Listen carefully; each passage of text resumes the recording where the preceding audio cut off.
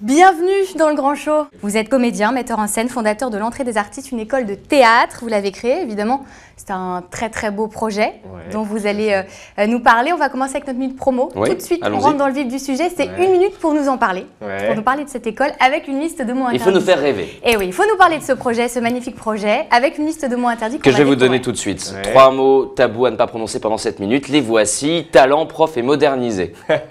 Mémoire, mais facile pour vous. D'accord, oui, ça va. L'Entrée des Artistes est une école, une formation où on va apprendre aux prétendants à travailler et pour la caméra et pour le théâtre, à essayer de devenir les meilleurs comédiens possibles, bien sûr. C'est un lieu de passion où vraiment tous les profs sont des gens passionnés. Prof prof passionné, mais prof quand même. Intervenant. Intervenant. Voilà, en plus, ça correspond beaucoup mieux à l'état d'esprit de l'école. C'est que des gens qui sont vraiment passionnés par ça, par l'échange. Et donc, ça donne une ambiance, une synergie dans l'école assez géniale, que j'adore. Comment vous les faites travailler, tous ces élèves? Qu'est-ce que vous faites?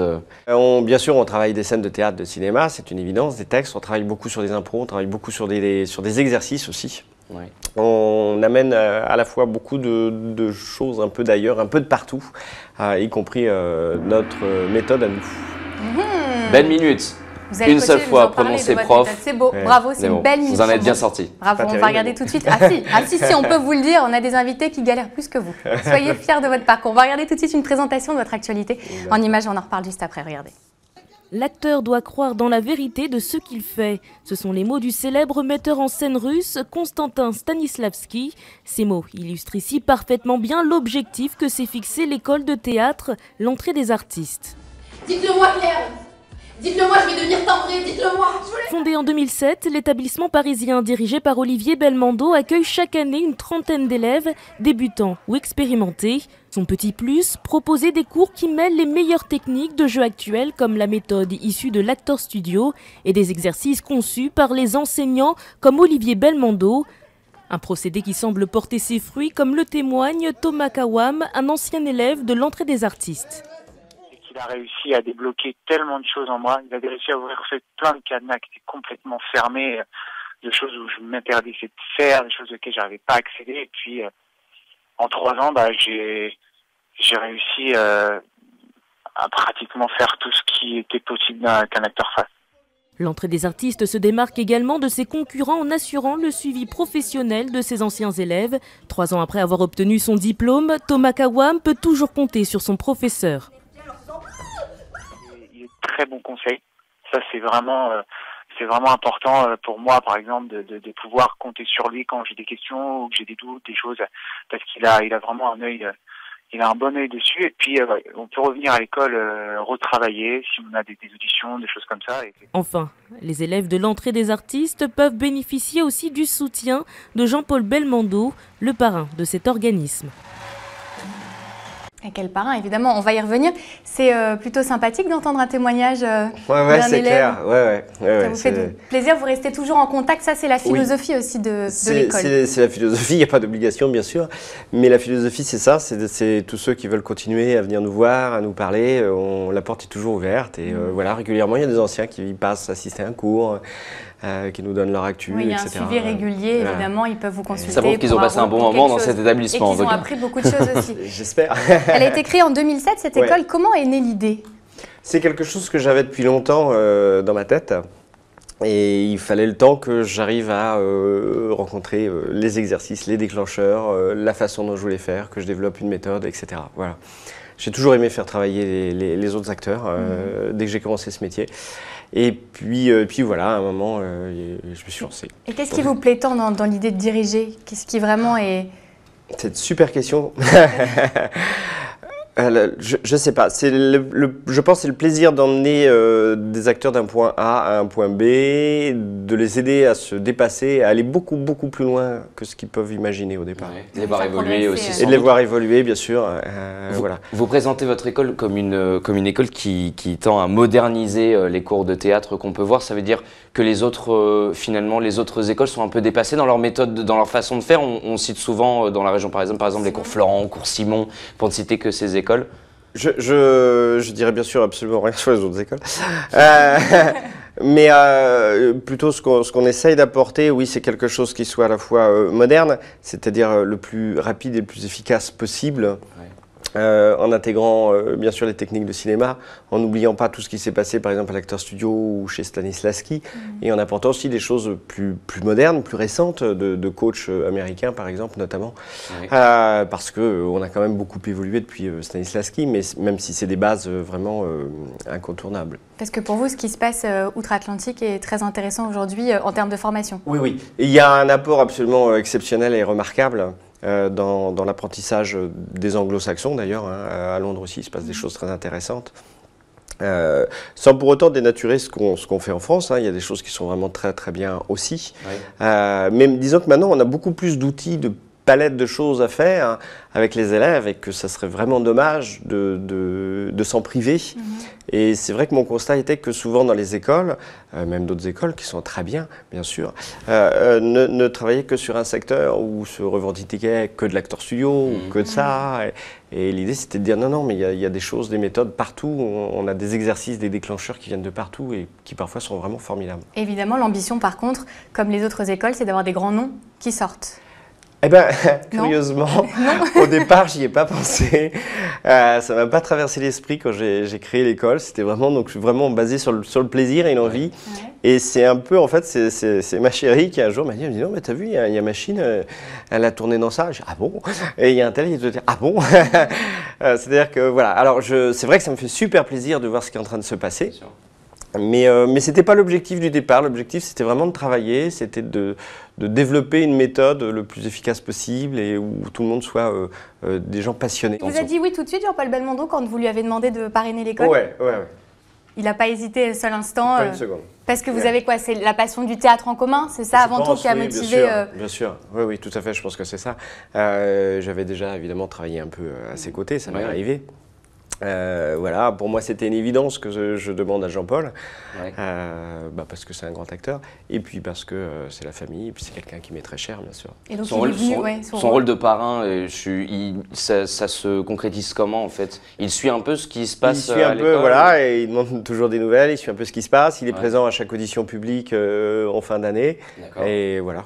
Ah, il y a un vrai suivi, donc il vient aussi assister en fin d'année. Voilà, exactement. Et puis sur l'audition publique, évidemment, il rencontre les élèves et voilà. Le clan Belmondo, vous l'avez dit, c'est une famille, donc forcément, on s'est intéressé à cette famille. On va regarder ça en images, on commande ça juste après. Allez, on y va.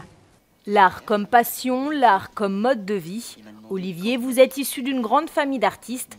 Je demande d'abord le patriarche, Jean-Paul, un acteur qu'on ne présente plus. 50 ans de carrière, un champion incontesté du box-office qui n'a pas peur de passer le relais. Bon, eh ben, il va falloir la jouer très serré. D'accord. T'es prêt? Autre champion, il y a un sportif dans la famille, le fils, Paul, qui a tenté sa chance en Formule 1 mais qui joue aussi parfois à l'acteur. Il y en a bien qui ont eux aussi préféré laisser ça aux autres. Le frère, Alain, a choisi de produire. La sœur, Muriel, a elle opté pour une carrière de danseuse. Tous attirés par l'univers artistique. Cela ne vient pas de nulle part. Les parents de Jean-Paul Belmondo étaient aussi des artistes. Paul était sculpteur alors que Sarah s'exprimait à travers la peinture. Voilà une famille qui a toujours de qui s'inspirer. Et oui, on peut vraiment parler d'un clan? Il y a une cohésion, vous êtes tous solidaires. Oui, je pense. Ça paraît évident, ouais. Parce que ça doit être animé quand même.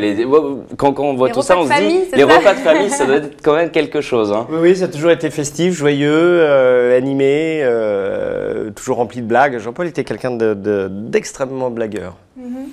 Voilà, créant même des histoires. Je sais quand on était enfant, qu'on partait en vacances avec Paul et Florence, il nous faisait carrément des impros, on préparait le dîner, les blagues qu'on allait faire, on répétait, et voilà. Et au moment du dîner, il se passait quelque chose, il y avait toute une animation. On faisait les trucs, voilà. Est-ce que c'est, à vous entendre finalement, c'est pas si difficile que ça de porter le nom de Belmondo? Parce qu'on pourrait, en tout cas, quand on n'est pas Jean-Paul Belmondo, ça pourrait être quelque chose de difficile. J'aime pas du tout ce mot difficile, parce que je trouve qu'il est déplacé par rapport à d'autres souffrances de vie ou d'autres difficultés. Il y a beaucoup de portes qui sont fermées aussi, il y a des portes qui s'ouvrent, il y en a d'autres qui se ferment. Il y en a qui sont fermées? Bien sûr, il y a des gens qui vous en veulent. Ah bon on a des réflexions parfois pas toujours très gentilles ou des choses comme ça. Voilà. Dans votre carrière personnelle, ça vous a plus aidé ou ça vous a plus desservi du coup? Franchement, je sais pas. Je crois que par moments, ça m'a desservi, c'est évident. J'ai encore le souvenir d'un assistant metteur en scène qui allait dire bah lui, il est de la famille, donc je le verrai pas, je l'aiderai pas. De toute façon, on va vous montrer plusieurs personnes avec qui vous avez collaboré. Ouais. On vous demande simplement de nous dire quelques mots sur chacune de ces personnes. On va les voir. Un souvenir Voilà, ou différents un visages. souvenir. On commence à gauche avec Pierre Arditi. Arditi, l'exigence. L'exigence. Oui. Pourquoi? C'est un fou de travail, d'exigence, de millimètres. C'est vrai que je l'ai vu beaucoup travailler au théâtre pendant 3 ans, je crois. Ouais. C'est vrai qu'au théâtre, on appelle les spectacles se décalent. Avec Arditi, c'est impossible. Personne n'en a le droit. Voilà, c'est une rigueur. Voilà. Comme du papier à musique. Francis Huster. Francis Huster, c'est le personnage un peu dans ses rêves, dans sa vie, comme ça, très romantique dans la vie. Voilà. Éric Emmanuel Schmitt. Le philosophe. Voilà, je le connais pas bien, on s'est croisés un petit peu, mais je le connais moins bien. Moins bien que peut-être les 2 premiers. Voilà, tout à fait. Mais c'est quelqu'un que j'aime beaucoup son théâtre, j'aime beaucoup ce qu'il fait. Et Robert Hossein. Robert Hossein, j'ai beaucoup de tendresse aussi pour lui. J'aurais envie de dire humaniste, un grand humaniste qui aime vraiment les autres, qui est un vrai passionné lui aussi. Les autres aussi sont des passionnés, mais passionné des gens, très humains, très bienveillants, voilà, avec une folie aussi. Très sympathique. Là, vous avez croisé de nombreux artistes. Est-ce qu'il y a quelqu'un avec qui vous avez envie de travailler aujourd'hui, avec qui c'est toujours pas le cas, mais un rêve, une personne avec qui vous dites, voilà, si je pouvais choisir, décider, j'aimerais partager quelque chose avec cette personne. Il y en a tellement. C'est pas facile, mais un ou 2 noms qui vous viennent en tête. Bon, ouais, tant pis, prenons les choses les plus folles et les plus réalisables. Travailler avec Al Pacino. Ah oui. Évident. Parce que qu'est-ce qui vraiment vous... Sa passion évidente du théâtre, Ouais. plus que d'être connu ou je ne sais quoi. Voilà, sa capacité à aller au théâtre et au cinéma avec autant de force. Ouais. Voilà. Ces films, vous les avez suivis pendant toute votre adolescence et Ouais, votre vie, ses qualités d'acteur qui m'épatent toujours. C'est pas le seul. J'ai pris un américain, mais il y a des Français aussi, vous inquiétez pas. Français, allez, donnez-nous un nom français. Daniel Auteuil, le premier qui me Ouais. vient. Ouais, j'aimerais Grand bien. acteur aussi. Ouais, j'aime beaucoup Daniel Auteuil. Et donc, vous l'avez dit, vous aimez beaucoup diriger les gens, Ouais. mais qu'en est-il du comédien? Qu'est-ce que vous préférez? Être derrière, travailler avec l'acteur, ou vous aimez bien aussi être face caméra? Parce que vous avez finalement tous les pans du métier, vous les connaissez tous. Je crois que j'ai une préférence pour être derrière, pour diriger et être derrière. Ouais. Pourquoi? C'est quelque chose, parce que je me sens un peu moins mise en lumière, c'est quelque chose qui m'intimide toujours. Ouais. Et puis en étant derrière, j'ai plus mon mot à dire sur plus de choses. Voilà. On est moins passif quand même. Ouais. D'accord, vous aimez bien Voilà. pouvoir diriger. Voilà, j'aime bien m'occuper un peu de tout. Vous avez bien raison. Vous êtes prêts à nous raconter vos premières fois? On va essayer. Ouais, vous avez tout à dire? Ouais, Alors on y on va va, les essayer. premières fois d'Olivier Jingle.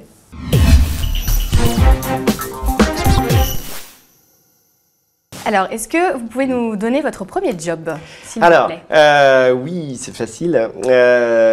C'était un job de comédien. J'ai eu la chance de commencer très jeune, à 17 ans. J'avais un rôle dans Lorenzaccio, aux côtés de Emmanuel de Chartres. Et c'était un festival, ça se jouait dans la cour du Petit Palais.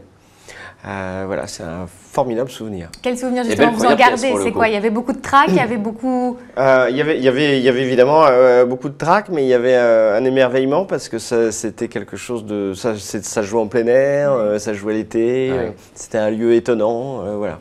Et puis la première fois, c'est toujours génial.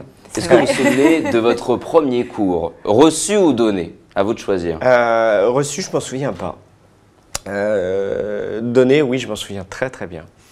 Alors? Oui, ça va. Eh bien, j'avais franchement la trouille. Voilà, gros trac, parce que c'est difficile. Quand on crée une école, on se demande toujours un petit peu au départ quand même si on a la légitimité pour, ou si on a le talent, ou si ça va fonctionner. Et j'ai un souvenir des élèves, et je me souviens notamment d'un élève qui s'appelle toujours Laurent Lecas, et qui est toujours comédien d'ailleurs. Et en fait, c'est un Corse. Et il a une tête un peu de tueur. Et je ne le savais pas à l'époque, mais il travaillait de nuit. Et donc, il était dans la salle, comme ça. Il dormait à moitié et je me disais, c'est pas vrai, il s'emmerde, c'est la cata, ça va pas. Voilà. Après, on a discuté, on est devenus très amis. D'accord. Voilà, mais donc voilà, du coup, le le premier cours, il est gravé, quoi. Alors là, il faut que je me dépasse. Voilà, je me disais, qu'est-ce qui se passe? Voilà. Et un conseil peut-être qu'on vous a donné, puisque vous avez eu une formation, vous avez suivi aussi, vous aussi, des cours avant d'en donner. Peut-être un conseil qu'on vous a donné qui vous a comme ça marqué? À part celui de travailler beaucoup. Ouais. Bosser, quoi. C'est la clé pour réussir. Oui, comme bosse. partout, je pense. Le talent et bosser, évidemment. Votre première trouille? Première trouille. Il y en a beaucoup aussi. Il y en a beaucoup. Mais bon, puisqu'on parle de théâtre, je me souviens, c'était la première audition publique en tant que comédien. Voilà, c'était au théâtre du Rond-Point, il y avait 1000 personnes dans la salle et je me souviens, j'étais en coulisses, j'étais comme ça. Et là, c'était quoi? C'était vite, ça passe. J'arrivais pas à bouger, je me disais, je vais jamais arriver à me lever et y aller, je me suis levé comme un robot, comme ça. Voilà. Et vous l'avez fait oui, bien sûr, mais facile. Et tout s'est bien passé une fois que vous étiez sur Après, c'est bien passé, mais c'est vrai que c'était un gros. Et on termine par le premier gros chèque. J'aimerais bien qu'il arrive. L'invité aime bien nous dire ça, mais il y en a quand même un qui vous a marqué. Vous avez dit ou reçu ou donné, mais. Non. En général, on se souvient plus de ceux qu'on a reçus que ceux qu'on a donnés. donnés. En général, ça nous marque plus. Non, justement, c'est exactement ce que j'avais voulu dire. C'est pas forcément des gros chèques, mais les premiers chèques qui m'ont marqué, c'est ceux que j'ai fait à mes profs. Ah ouais? Ouais, ça m'a procuré beaucoup de plaisir. Très heureux de pouvoir. C'est une concrétisation de projet en fait. Oui, puis je sais pas, de me dire ok, j'aide un peu les gens aussi, voilà. Alors on va finir par remonter le cours des souvenirs avec notre diaporama. Maintenant, après des questions, ce sont des images qu'on va vous montrer. À vous de nous les commenter. Voilà. Là, on remonte. Mais oui, c'est vous. Oui. C'est curieux. Alors, une petite description de cette image, d'où elle vient. Alors, je l'ai noté, ça vient de L'inconnu dans la maison. Exactement. C'est ça? Ouais. Film de Lautner. Ouais. Voilà, je jouais, il y avait 5-6 jeunes, donc Christiana Reali dedans. Voilà, j'y tenais un tout petit rôle. Mais c'était avec Jean-Paul, et puis voilà, c'était très sympa. Ouais. Très bon, on passe à une autre image. Ah, le musée. Le musée Belmondo. Tout à fait. Beaucoup de souvenirs, beaucoup d'admiration pour mon grand-père. Ouais. Beaucoup d'admiration pour son humanité, sa patience, son travail, sa passion. Voilà. Et c'est un beau musée d'ailleurs pour ceux qui, et le musée est très beau. Qui peuvent y aller voir ce musée. Je leur recommande fortement. C'est un très beau musée. On va voir une pièce, je crois. Oui. Ah, oui. Allez, parlez-nous-en. Ma bonne étoile a perdu le nord. Vous vous occupez de la mise en scène. Oui, exactement. Qu'est-ce que vous voulez que je vous raconte dessus? Vos souvenirs. Alors, Sébastien, Julie, c'est des anciens de l'école. Laetitia, c'était une ancienne prof. Un souvenir rigolo, c'est Sébastien qui est venu me voir après avoir fait sa formation. Il m'a dit voilà, je monte une pièce, j'aimerais monter une pièce. Ouais. J'aimerais bien que tu en fasses la mise en scène. Donc tu nous files un coup de main. Je dis bon, bah écoute, ouais. On s'est assis autour d'un café. Je lui ai dit t'as une production? Il m'a dit non. J'ai dit ah bon, ok. Je lui ai dit t'as un théâtre? Il m'a dit non, non. Ah bon, ok. Je lui ai dit t'as un peu de sous, t'as un budget? Il m'a dit non, j'ai rien. Je lui ai dit bon, on fait comment? Il me dit mais je vais me démerder. Je dis bon, bah écoute, il me dit je te revois dans 15 jours. Je dis oh, bah, d'accord, puis j'y croyais pas trop. Et puis 15 jours après, il m'a dit ouais, ok, j'ai trouvé un théâtre à Joinville, il nous prête le théâtre 15 jours et il nous donne toute la recette. Je dis pas possible, comment t'as fait? Voilà. C'est un ancien commercial, donc il est très doué. Bravo à lui. Et puis c'est parti comme ça, dans un lieu totalement improbable. Les portes tombaient au fond d'une rue, etc. Et puis le spectacle a super bien fonctionné. Et donc de fil en aiguille, après on est passé au petit gymnase pour finir... au théâtre de Jean-Pierre Bigard, au Palais des Glaces. Voilà, du coup, ça s'est joué pendant 2 ans. On va continuer à parler théâtre avec une autre pièce, un oreiller ou 3. Ouais. Vous êtes avec, allez-y, dites-nous. Delphine Depardieu et puis mon cousin Paul. Ouais. C'est... Vous êtes heureux hein, sur cette photo. Hein. Ouais, heureusement. Si on n'est pas heureux quand on travaille. Voilà, Delphine est une très bonne comédienne. Paul est quelqu'un de très humble, passionné. En fait, j'avais entendu dire que Paul voulait travailler un peu au théâtre. Ouais. Et donc, j'avais une pièce qui lui correspondait pas mal, sur laquelle on est parti au Festival d'Avignon. Et puis, bon, après... C'est facile de travailler en famille? Avec Paul, oui. Ouais, très. Caractère facile. Oui, très. Ouais. On voit une dernière image. On revient à l'école. Mais oui, parce que c'était votre école, l'entrée des artistes. Ouais. Elle a eu la chance d'avoir récemment Jean Rochefort en masterclass. Exactement. Et ça donne quoi alors Jean Rochefort en masterclass? Ah, bah c'est formidable. Voilà, on organise régulièrement des masterclass et c'est vrai que Rochefort fait partie des formidables souvenirs. Ouais. C'est pour la raison que vous avez dit, c'est un raconteur d'histoire génial, quoi. Et il arrive à embarquer les élèves tout de suite dans un univers. Et puis en même temps, très vrai, très juste, voilà, avec des super, évidemment, analyses. Voilà, puis il représente aussi beaucoup de carrières et de souvenirs. Et donc il passe vous voir à l'entrée des artistes. Merci beaucoup Olivier Belmondo d'être venu nous parler de votre expérience, de cette école dans le Grand Show. C'est déjà